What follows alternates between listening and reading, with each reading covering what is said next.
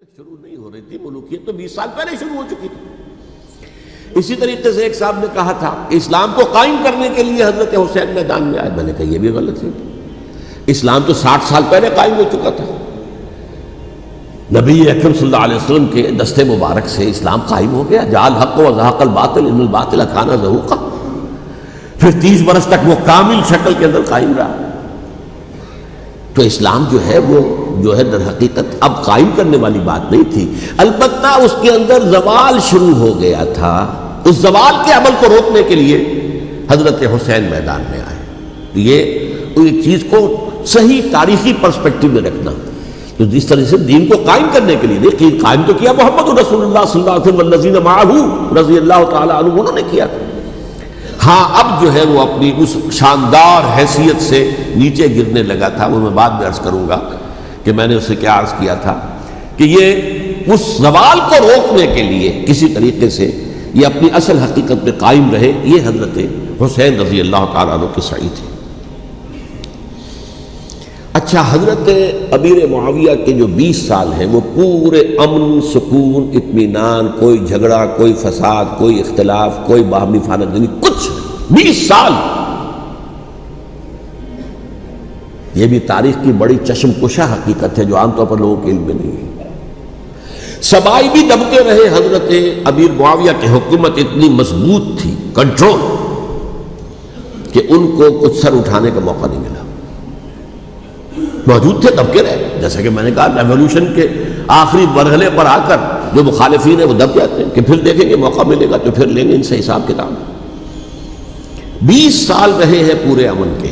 10 سال کے بعد یعنی درمیان میں ہے حضرت امیر معاویہ کا عہد خلافت۔ ایک صحابی جو کہ بزرگ صحابہ میں سے ہیں، مغیرہ ابن شعبہ رضی اللہ تعالی عنہ، وہ آتے ہیں اور وہ کہتے ہیں کہ دیکھیے امیر المومنین، کتنی بڑی خانہ جنگی رہی تھی مسلمانوں کی آپس میں، اور اب بھی اگر آپ کسی کو نامزد کیے بغیر چھوڑ گئے امت کو تو پھر خانہ جنگی ہو جائے۔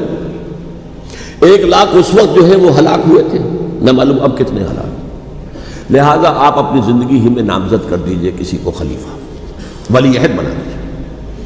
حضرت امیر معاویہ نے ابتداءً جو ہے انکار کیا نہیں، لیکن ان کے دلائل ایسے تھے وزنی، اور میں سمجھتا ہوں کہ وہ بات صحیح تھی جو مغیرہ ابن شعبہ نے کہی، اس لیے کہ اب صحابہ کرام میں سے جو کبار صحابہ تھے وہ تو سب دنیا سے رخصت ہو چکے تھے۔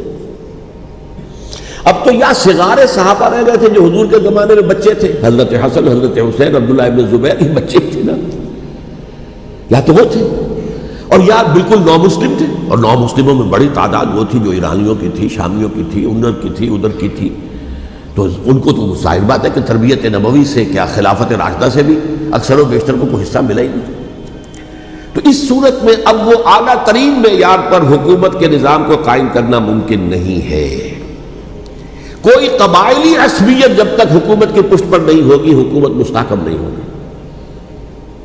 یہ گویا کہ ایک جس کو کہتے ہیں کہ حقیقت بینی، واقعیت پسندی، ایک آئیڈیلزم ہے اور ایک ریئلزم ہے کہ آپ فیکٹس آن دی گراؤنڈ کو غور کریں، سوچیں اس کے اوپر اور پھر کوئی فیصلہ کریں۔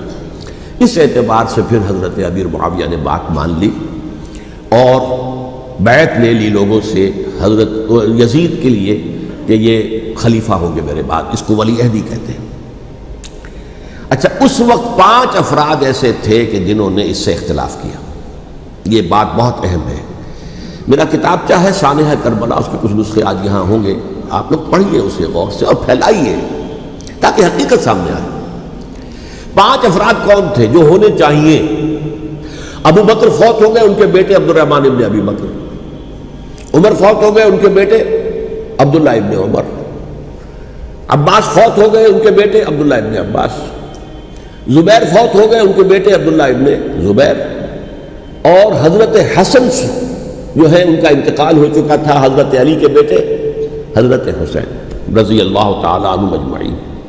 حضرت حسن کے بارے میں ایک فریق کا کہنا یہ ہے کہ انہیں زہر دے کر ہلاک کیا گیا، اہل تشیع کا قول یہ ہے، جبکہ اہل سنت کہتے ہیں کہ نہیں، وہ اپنی جو بھی طبی موت تھی اس سے ان کی وفات۔ لیکن میں اس میں نہیں جانا چاہتا، اس لیے کہ یہ مائکرو ہسٹری جو ہے نا وہ تو ایک ایک واقعے کے لیے ادھر کی روایات کیا ادھر کی کیا ہیں، ان کے پاس کیا دلائل ہے، یہ تو کسی ریسرچ اسکالر کا موضوع ہے، میرا موضوع نہیں ہے۔ لیکن بہرحال یہ 5 حضرات تھے جنہوں نے ولی عہدی کی بیعت نہیں کی، لیکن حضرت معاویہ اتنے حلیم الطبع انسان تھے، انہوں نے جبر نہیں کیا، کوئی تشدد نہیں کیا۔ ٹھیک ہے، ولی عہدی کی بیعت نہیں کر رہے، کوئی بات نہیں، میری بیعت تو کی ہوئی ہے نا، ابھی تو میں زندہ ہوں، بات ختم ہو گئی، میری بیعت کو تو نہیں توڑا انہوں نے، فسخ بیعت نہیں کی۔ اس اعتبار سے انہوں نے نہ کوئی تشدد کیا، نہ جبر کیا، نہ کوئی مواخذہ کیا۔ لیکن جب امیر معاویہ کا انتقال ہو گیا، اب ولی عہدی کی بجائے وہ اب خلافت کی بیعت ہوئی، سب لوگوں نے بیعت کر لی۔ ان 5 میں سے ایک فوت ہو چکے تھے، حضرت عبد الرحمن ابن ابی بکر فوت ہو چکے رضی اللہ تعالی، 4 تھے، ان 4 میں ایک اختلاف ہوا۔ 2 کی رائے یہ تھی، عبداللہ ابن عمر، عبداللہ ابن عباس، کہ اگرچہ یہ کام غلط ہوا ہے، اسلام کی روح کے منافی ہوا ہے، یہ بادشاہت کی بنیاد پڑ رہی ہے، لیکن یہ بات ایسی نہیں ہے کہ اس کی بنا پر ہم خانہ جنگی شروع کروا دیں، امت کے اندر خون خرابہ کروائیں، فساد کروائیں۔ لہذا انہوں نے بیعت کر لی۔ اب کوئی اگر یہ کہے معاذ اللہ کہ وہ بک گئے تھے یزید کے ہاتھوں، معاذ اللہ ثم معاذ اللہ، وہی بات آپ اختلاف کر سکتے ہیں کہ انہیں نہیں کرنی چاہیے تھی، یہ کوئی رائے رکھے، مجھے اختلاف نہیں، لیکن ان کی نیت پر حملہ کریں گے تو حملہ محمد رسول اللہ پر ہوگا صلی اللہ علیہ وسلم۔ عبداللہ ابن عمر کون ہے؟ کتنی حدیثیں ان سے جو ہے وہ منقول ہیں۔ عبداللہ ابن عباس کون ہے؟ جنہیں حضور نے جو ہے جن کے لیے دعا کی تھی، اے اللہ فقہہ فی الدین وعلمہ التاویل، اے اللہ اس نوجوان کو دین کا فہم عطا کر اور قرآن کی تعویل اور تفسیر کا علم عطا کر، حبر الامہ کہلاتے ہیں۔ وہ کہیں پیسوں اور ٹکروں کے عوض بک جانے والے نہیں تھے، انہوں نے امت کی مصلحت دیکھی، نیت جو ہے اس پر حملہ نہ کیجیے، البتہ اختلاف کا حق آپ کو حاصل ہوا۔ 2 حضرات جو ہے ڈٹے رہے کہ نہیں، ہمیں کم وقت میں رجسٹ کرنا ہے۔ عبداللہ ابن زبیر عمر کے اعتبار سے وہ بڑے ہیں، مسلمانوں میں سب سے پہلے ولادت مدینے میں جا کر جو ہوئی ہے وہ عبداللہ ابن زبیر کی ہوئی ہے۔ ہجرت کر کے جب مہاجرین وہاں پہنچے، کچھ عرصے تک کسی کے ہاں کوئی اولاد نہیں ہوئی، تو لوگوں نے تانے دینے شروع کر دیے کہ معلوم ہوتا ہے کہ یہاں آ کر یہ مکے کے رہنے والے جو ہیں کمزور ہو گئے ہیں، ان کی اولاد ہی نہیں ہو رہی۔ پھر عبداللہ ابن زبیر کی ولادت ہوئی ہے، یہ حضرت ابو بکر کے نواسے ہیں، حضور کی زوجہ محترمہ حضرت عائشہ کی بہن، حضرت دیکھیے ابھی نام نکل گیا ہے جی، حضرت اسماء رضی اللہ تعالی عنہ عنہما، یہ ان کے صاحبزادے ہیں، حضرت زبیر کے بیٹے۔ ان کا فیصلہ ہوا کہ ہمیں رجسٹ کرنا ہے کم وقت میں، ایٹ اینی کاسٹ۔ حضرت حسین ابن علی رضی اللہ تعالی عنہما کا بھی فیصلہ ہوا کہ ہمیں رجسٹ کرنا ہے کم وقت میں۔ البتہ ان میں بھی ایک اختلاف ہو گیا، یعنی یہ 2 تو جڑے رہے، ان 2 میں اختلاف ہو گیا۔ عبداللہ ابن زبیر کا کہنا یہ تھا کہ ہمیں حجاز میں رہنا چاہیے، یہ سرزمین ہے جس میں نبوت کی برکات سب سے زیادہ ہیں، یہاں ہم مضبوط قلعے کے اندر ہیں، ہمیں یہاں سے جو ہے رجسٹ کرنا چاہیے اور ختم کرنا چاہیے اس نظام کے اندر جو خرابی آ گئی ہے اس کو۔ حضرت حسین رضی اللہ تعالیٰ عنہ کے پاس خطوط کا تانتا بنا ہوا تھا، کوفے سے لوگ خط لکھ رہے تھے، آئیے آئیے آئیے، ہم آپ کے ہاتھ پر بیعت کریں گے، ہم آپ کے ہاتھ پر بیعت کریں گے، ہم آپ کے ہاتھ پر بیعت کریں گے۔ یہی وہ کوفہ جو حضرت علی کا دارالخلافہ رہا تھا اور جو پھر صبائیت کا گڑھ بن گیا تھا۔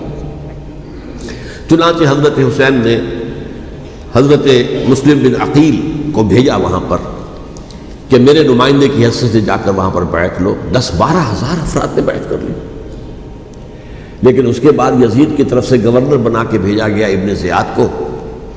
ابن زیاد نے آ کر جو تشدد کیا اور سختی کی تو سب کے سب بیعت توڑ کر اور سب منحرف ہو گئے۔ مخلصین تو وہ تھے نہیں، الکوفی لایوفی، کوفی جو ہے وہ تو کوئی وعدہ وفا کرنے والا ہوتا ہی نہیں، بیعت توڑ دی۔ فمن نقص فانما ينقص على نفسه، بیعت کے بعد بیعت توڑ دینا بہت بڑا گناہ ہے، توڑ دی۔ ادھر اطلاع مل گئی حضرت حسین کو، چل چکے تھے وہ، راستے میں تھے کہ وہاں تو مسلم بن عقیل شہید ہو گئے اور سب لوگوں نے بیعت توڑ دی۔ اب واپس جانا چاہتے تھے، لیکن مسلم بن عقیل کے بیٹے جو ہے اڑ گئے۔ یہ عرب کی اپنی ایک جو ہے پرانی ان کی حمیت اور ان کا قبائلی نظام کہ اب ہم اپنے والد کے خون کا قصاص لیے بغیر نہیں جائیں گے۔ حضرت حسین رضی اللہ تعالیٰ عنہ کی مروت اور شرافت کہ یہ میرا ساتھ دینے کے لیے آئے تھے، اب میں ان کا ساتھ نہ دوں تو یہ تو شرافت اور مروت کے خلاف ہے۔ کہا اچھا چلو چلتے۔ وہاں جا کر بھی عین اپنے میدان کے اندر بھی حضرت حسین رضی اللہ تعالیٰ عنہ نے 3 چیزیں پیش کی ان کوفیوں کے لشکر کے خلاف۔ سب سے بڑا لشکر کے اندر سب سے بڑے تو کوفی تھے جنہوں نے بیعتیں کی ہوئی تھی حضرت حسین کے ساتھ۔ دیکھو مجھے جانے دو واپس حجاز کی طرف، یا مجھے سرحدوں پر بھیج دو تاکہ میں کافروں کے ساتھ جنگ کرتے ہوئے اپنی جان دے دوں، یا مجھے یزید کے پاس جانے دو، میں اپنا معاملہ اس سے طے کر لوں۔